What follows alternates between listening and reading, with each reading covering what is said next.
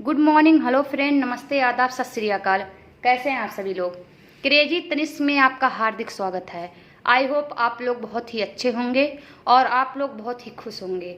और मैं आशा करती हूँ, दुआ करती हूँ, कामना करती हूँ आपका परिवार भी बहुत ही अच्छा और बहुत ही खुश हो। तो चलिए, आज मैं आपके लिए एक नया टॉपिक लेकर आई हूँ, ऑपरेशन ब्लैक बोर्ड। ये आपके लिए बहुत ही इम्पॉर्टेंट है, ठीक है। ऑपरेशन ब्लैक बोर्ड योजना, जब तक ले आप इनके बारे में नहीं समझेंगे कि ये किस उद्देश्य में आया था, क्यों आया था, क्योंकि ये आपको बीएड में या अगर आप बीटीसी कर रहे हैं उसमें एक क्वेश्चन तो आपके लिए पूछ ही लेता है, ठीक है, कि इसके मतलब क्या होता है, क्यों आया था। तो सबसे पहले क्यों आया था ऑपरेशन ब्लैक बोर्ड योजना, ये कब आया था। ये 1886 में जो है, 1886-87 में ले लीजिए। ये जब प्राथमिक शिक्षा की आवश्यकता जब पड़ी तो उसके लिए ये आया था। और क्यों आया था, क्योंकि बच्चों की जो हरास एवं अवरोध की समस्या को कम करने के लिए आया था। जो बच्चों की हरास, यानी जो बच्चे धीरे धीरे स्कूल विद्यार्थी जो स्कूल से छूटते जा रहे थे और धीरे धीरे कम होते हुए जा रहे थे, ठीक है, उनको यानी कम ना हो, उनकी समस्या को निपटारा करने के लिए ये ऑपरेशन ब्लैक बोर्ड योजना बनाया गया था। और साथ ही साथ ये शिक्षा की गुणवत्ता सुधारने में, यानी शिक्षा की गुणवत्ता सुधारने में भी काफी मदद किया ऑपरेशन ब्लैक बोर्ड योजना। इसे जो है OBB, यानी इसे आप OBB के नाम से भी जानते हैं। ऑपरेशन ब्लैक बोर्ड योजना का मुख्य उद्देश्य क्या था, जो प्राथमिक शिक्षा में न्यूनतम शिक्षण सामग्री है उनको उपलब्ध कराना, ठीक है। जैसे प्राथमिक शिक्षा में क्या होता है कि जो शिक्षण सामग्रियां होता है, जैसे आप ले लीजिए चार्ट ले लीजिए, डस्टर ले लीजिए, ब्लैक बोर्ड ले लीजिए, चौक ले लीजिए, तो धीरे धीरे क्या था, इन सभी को, यानी आप किट, विज्ञान के लिए किट बॉक्स वगैरह जो आते हैं, इन सभी को जो धीरे इनकी जो कमियां थी कि इनमें आप शिक्षण सामग्री लीजिए और उसकी पूर्ति कीजिए, जिससे जो है शिक्षा की गुणवत्ता में काफी सुधार हो, ठीक है। इसके लिए ऑपरेशन ब्लैक बोर्ड योजना आया था। और ये इसलिए आया था क्योंकि जो प्राथमिक शिक्षा थे, इनका मानना था कि प्राथमिक शिक्षक जो होते हैं, कम से कम जो हैं 2 शिक्षक, यानी 3 शिक्षक तो आवश्यक है, जिसमें से 2 शिक्षक, अगर 2 अध्यापक हों जिसमें से एक अध्यापक जो है महिला हों, ठीक है। इनका मानना था कि कम से कम प्राथमिक शिक्षा में 2 अध्यापक हों और उनमें एक अध्यापक जो हों महिला हों। और ऑपरेशन ब्लैक बोर्ड योजना में ये भी कहा गया था कि प्राथमिक शिक्षक, यानी प्राथमिक शिक्षा में जो स्कूल होते हैं उसके आमने सामने, किसके आमने सामने, 2 बड़े कमरे के सामने, यानी 2 बड़े कमरे के आमने सामने जो है कम से कम बरामदा होना चाहिए, ठीक है। यानी 2 कमरा हो और उसके सामने जो हो बरामदा हो, ऐसी बात जो है ऑपरेशन ब्लैक बोर्ड योजना में कही गई थी। तो चलिए इनके बारे में और कुछ जानते हैं, और इनके बारे में क्या पूरा वाक्य है, क्या इसकी विशेषता है, इसके बारे में आइए हम लोग जानते हैं इस वीडियो में। ऑपरेशन ब्लैक बोर्ड OBB, यानी इसे ऑपरेशन ब्लैक बोर्ड को हम OBB के नाम से भी जानते हैं, ठीक है।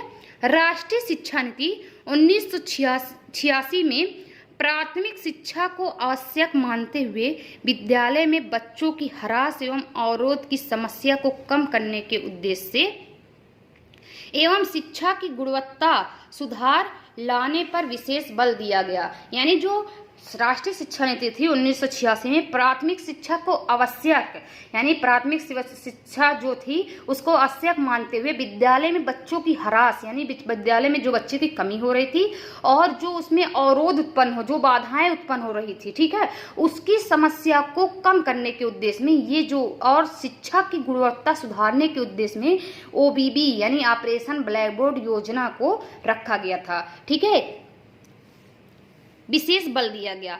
इस लक्ष्य की प्राप्ति हेतु ऑपरेशन, यानी जो ये लक्ष्य थे, क्या ऑपरेशन ब्लैक बोर्ड योजना के जो लक्ष्य थे कि यानी हरास एवं अवरोध की कमियों को सुधारने के लिए और शिक्षा की गुणवत्ता को सुधार लाने के लिए, ये जो लक्ष्य थी प्राप्ति हेतु ऑपरेशन ब्लैक बोर्ड अभियान चलाने की संकल्पना की गई, ठीक है। यानी ऑपरेशन ब्लैक बोर्ड योजना के लिए एक अभियान चलाया गया, ठीक है।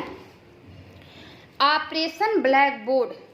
ऑपरेशन ब्लैक बोर्ड का मुख्य उद्देश्य प्राथमिक विद्यालय में न्यूनतम शिक्षण सामग्री उपलब्ध कराना। इसका मुख्य उद्देश्य क्या था कि प्राथमिक स्कूल में जो है, प्राथमिक विद्यालय में न्यूनतम शिक्षण सामग्री, जो कम से कम शिक्षण सामग्री विद्यालय में पाए जाते हैं, उनमें सामग्री को उपलब्ध कराइए, शिक्षण सामग्री को आप उपलब्ध कराइए, ऐसी बात कही गई थी। और क्या कहा गया था कि ऑपरेशन ब्लैक बोर्ड में दी जाने वाली सामग्री निम्नलिखित है। इसमें क्या क्या सामग्री, यानी ऑपरेशन ब्लैक बोर्ड में जो सामग्री की बात कही गई थी, क्या क्या बात कही गई है, आइए जानते हैं।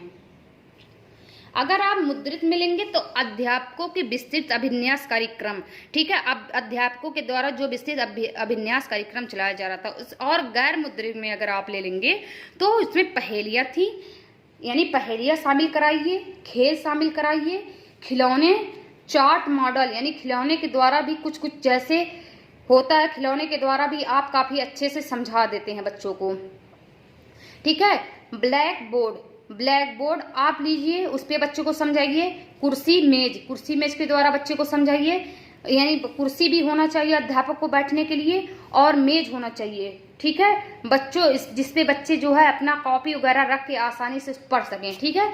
चटाई की उपस्थिति कराइए, यानी चटाई की व्यवस्था आप कराइए। पुस्तक गणित की भी, और किट होता है, ठीक है, किट आदि की व्यवस्था कर। गैर मुद्रित में ये आ जाता है। ऑपरेशन ब्लैक बोर्ड के तहत ये जो है इसमें रखे गए थे सामग्री, ठीक है। उसके बाद देखिए क्या बात कही गई थी। प्रत्येक विद्यालयों में ऑपरेशन ब्लैक बोर्ड के अंतर्गत निम्न सुविधाएं प्रदान की गई, यानी जो प्रत्येक विद्यालय, जितने भी विद्यालय थे उनके तहत जो है ऑपरेशन ब्लैक बोर्ड के अंतर्गत कुछ सुविधाएं प्रदान की गई थी। क्या सुविधाएं थी?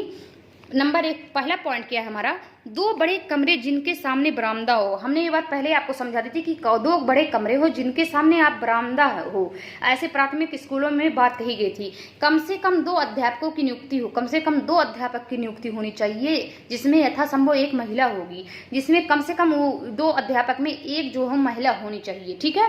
तीसरी बात क्या कही गई थी, खिलौने, श्यामपट, यानी आप खिलौने की भी व्यवस्था कीजिए। जैसे खिलौने में आप पासा वगैरह को समझ लीजिए, जो पासा क्या होता है हमारा, जो लोडो के आकार हम जो गिट्टी होता है हम लोग खेलते थे, तो उसी टाइप में पासा होता है, ठीक है। उस टाइप से आप बच्चों को समझा सकते हैं, ठीक है। श्यामपट ले लीजिए, ठीक है, श्यामपट। और कभी कभी देखिए ऐसा होता है कि कभी कभी बच्चों को सिखाने के लिए बहुत ऐसे खिलौने का प्रयोग किया जाता है जिससे बच्चे आसानी से सीख जाते हैं। और श्यामपट के द्वारा आप बच्चे को समझाइए। नक्शे, यानी आप नक्शे के द्वारा, जैसे भारत का अगर आपको बताना है भारत का नक्शा, तो क्या आप मानचित्र के द्वारा बताते हैं, लेकिन नक्शे जैसे भारत ग्लोब होता है, ग्लोब के द्वारा आप काफ़ी अच्छे से समझा लेते हैं। और किसी चीज़ को आप नक्शा अगर दिखाते हैं तो उससे बच्चे जो है काफ़ी अच्छे से बच्चे को समझ में आ जाता है। पुस्तकालय के लिए पुस्तकें, यानी जो पुस्तकालय होता है जहाँ पर कापी किताब रखी जाती है, वहाँ पर पुस्तकों की व्यवस्था आप कराइए। तथा शिक्षण अधिगम सामग्री, और तथा जो शिक्षण सामग्री स्कूल के लिए जो उपलब्ध आप करा रहे हैं उनमें सभी प्रकार की शिक्षण सामग्री को उपलब्ध कराएं, ताकि जो है बच्चे जो है काफ़ी अच्छे से शिक्षा को और सुचारू रूप से काफ़ी अच्छे से सीख सके, ठीक है। और इसकी क्या ऑपरेशन ब्लैक बोर्ड योजना की विशेषताएं, ऑपरेशन ब्लैक बोर्ड योजना की विशेषताएं क्या है? पहला पॉइंट क्या है, विद्यालय एवं कक्ष को आकर्षण बनाया गया है। यानी विद्यालय, इनका पहला पॉइंट था कि सभी विद्यालय जो है और कक्ष को आप आकर्षण बनाइए, सुंदर बनाइए देखने में। तभी तो आजकल देखिए प्राथमिक स्कूल में आप जाते होंगे कि वहाँ पर कभी आप 4 वाक्य ऐसे लिखे हुए पाते होंगे, ठीक है, कुछ बच्चे को ऐसे बना हुआ पाते होंगे, ठीक है, ताकि ये क्या हो, एक आप लोगों को सीख रहता है कि यहाँ पर कुछ भी आप किसी ऐसे चीज का उपयोग मत कीजिए जिससे बच्चे के लिए हानिकारक हो। और एक लाइन लिखी रहती है जो उनके लिए काफी महत्व रहता है और एक सीख रहती है, ठीक है। बाल केंद्रित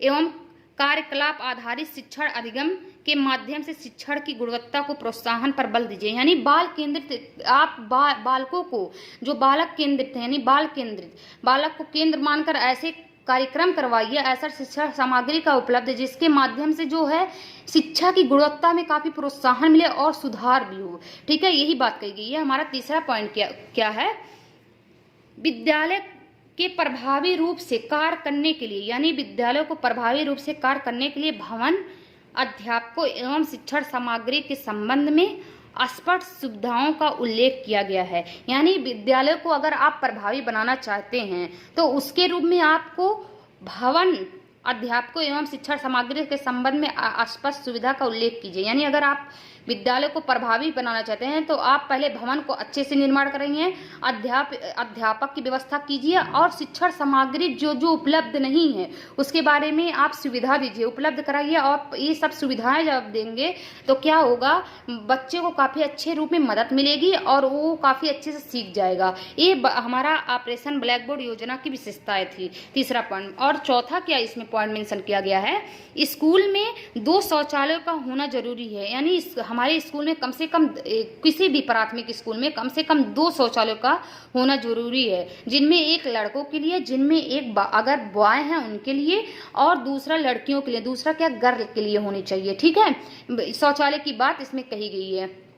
अब देखिए ऑपरेशन ब्लैक बोर्ड योजना में संशोधन, इसमें संशोधन भी किया गया था। ऑपरेशन ब्लैक बोर्ड योजना में कम से कम 2 संशोधन किया गया था। ठीक है, तो देखिए आइए चलकर देखते हैं ऑपरेशन ब्लैक बोर्ड योजना में 2 संशोधन किए गए। कौन कौन से संशोधन है? 1992 में जो पहला संशोधन जो किया गया उसके अंतर्गत क्या बात कही गई थी, इसके अंतर्गत स्कूल में 2 कमरों की जगह 3 कमरा तथा 2 शिक्षकों की जगह 3 शिक्षक होनी चाहिए। पहले क्या था, पहले था कि एक कमरे, अगर 2 कम से कम 2 बड़े कमरे की व्यवस्था होनी चाहिए, जिनके सामने जो है बरामदा होनी चाहिए।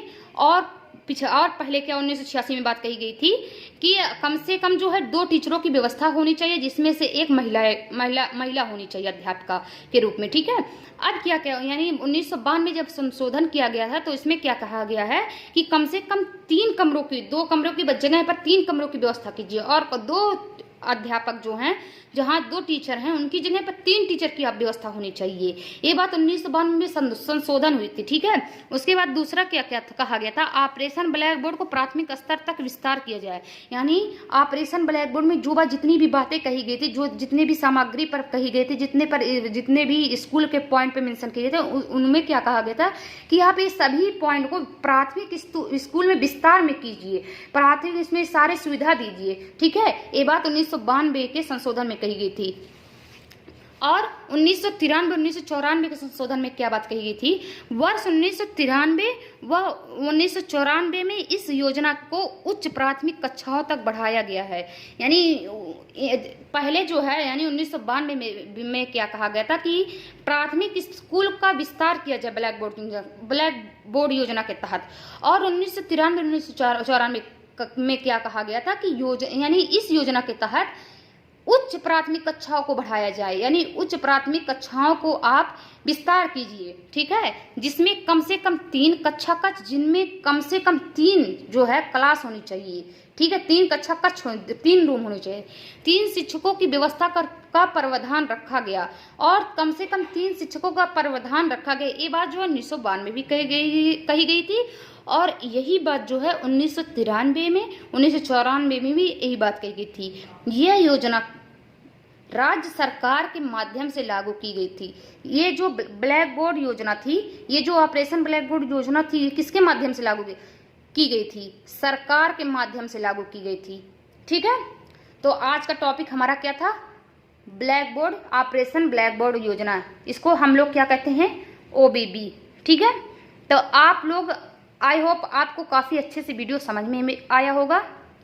और मैं चाहती हूँ कि आप लोग जो टॉपिक नहीं देखे हैं, शुरू से आप मेरे टॉपिक को देखिए, और जो टॉपिक आप लोगों को छूटा हुआ है, मैं पूरी कोशिश कर रही हूँ कि उसे बहुत जल्दी आप लोगों का कवर करवा दूँगी। और अगर आप लोग हमारे वीडियो को देख रहे हैं तो लाइक, सब्सक्राइब, बेल आइकन को प्रेस करना मत भूलिएगा, और ज़्यादा से ज़्यादा इस वीडियो को शेयर कीजिए, ताकि हमारा मनोबल जो है और बढ़े, और आप लोगों के लिए और अच्छा वीडियो लेकर हम आएँ, और काफ़ी अच्छे से आप लोगों को जल्दी से सारा का सारा वीडियो हम कवर करवाते हुए चले जाएं। तो अगर आपको ये वीडियो अच्छा लगा हो तो आप लोगों को तहे दिल से धन्यवाद।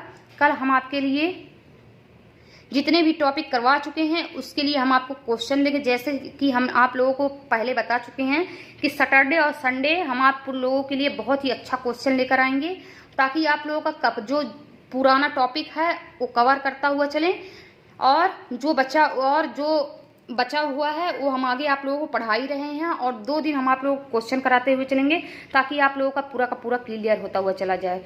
तो अगर आप लोग इस वीडियो को देख रहे हैं तो आप लोगों को तहे दिल से धन्यवाद, और आज आपका दिन जो है बहुत ही अच्छा हो। अगर थैंक यू, धन्यवाद। जय हिंद, जय भारत।